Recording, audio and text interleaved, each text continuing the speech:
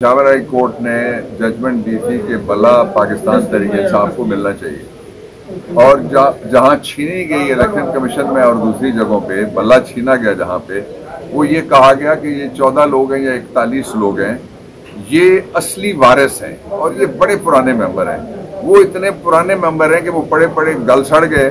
और उनमें से मैं सवाल ये उठाना चाहता हूँ पेशावर के मीडिया के सामने कि कोई एक बंदे का नाम बताएं जिसने कोई इलेक्शन लड़ा हो। वो जिस ड्यूटी पे आए थे छीनने वाली करवा के वो डेपुटेशनिस्ट वापस चले गए अपने महकमे में। तो इसलिए ये बड़ी शदीद ज्यादती हुई थी। केपी में 100% सीटें हमारी होती और पूरे पाकिस्तान में हमारी 2/3 से मेजॉरिटी से ज़्यादा 179 सीटें आज भी हमारी क्लियर हैं। और जो ठग एंड थीव्स ऑफ मैंडेट, जिनको अल जजीरा ने कहा थीव्स ऑफ मैंडेट, वो हमारी सीटें एक एक करके चोरी कर रहे हैं। एक फैसला एक हुआ जो पाकिस्तान के लोगों ने किया, वो हुआ 8 फरवरी को, ये पहला इलेक्शन था। उसके बाद फिर भर्तियां हुई हैं, वो 9 फरवरी को हुई है। 9 फरवरी वाले जो रिजल्ट्स आए हैं, जहां चेंज किए रिजल्ट्स, वो काबिल कबूल नहीं है। इस वक्त बड़ी ज़रूरी बात यह है कि लोगों के मैंडेट का एहतराम किया जाए और इमरान खान को फौरन रिहा किया जाए।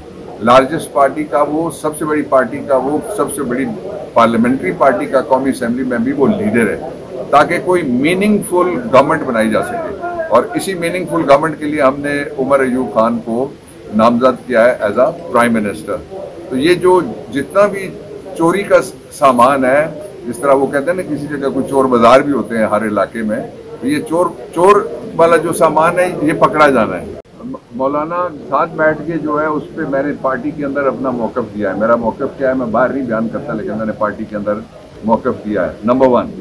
दूसरा ये है कि मौलाना जो ये कह रहे हैं कि धांधली हुई है, वो 2 बातें मैं उनसे सवाल छोड़े जा रहा हूँ पेशावर में कि वो 2 बातों का जवाब दे दें। सबसे पहला जो जवाब उनसे चाहिए लोगों को वो ये है कि क्या वो वफाकी हुकूमत को जायज़ तस्लीम करते हैं और उसमें कोई नौकरी अप्लाई करेंगे अपने लिए या अपने जो 2 बंदे दूसरे हैं उनके लिए। पहला सवाल है उनके लिए, मौलाना के लिए। और दूसरा सवाल उनके लिए ये है कि कहीं आप रेट तो नहीं बढ़ा रहे।